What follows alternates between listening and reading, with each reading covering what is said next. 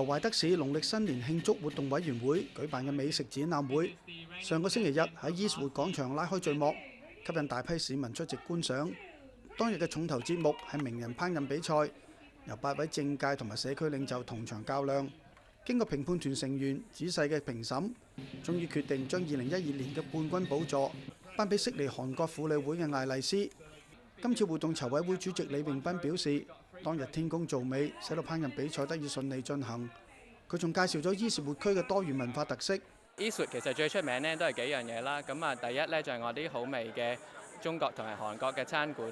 第二呢就好多人嚟呢度買餸嘅。第三呢，我哋好多聰明嘅小朋友，因為呢個 Eastwood 區呢係有啲學校呢係個水準係好高嘅。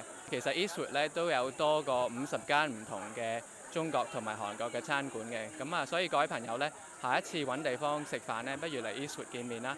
我哋啲餐館同埋啲鋪頭呢都好高興會見到你哋。Eastwood高齡華人會會長李曉文表示，更盛大嘅慶祝活動將會喺2月4號呢個星期六上晝10點半開始舉行。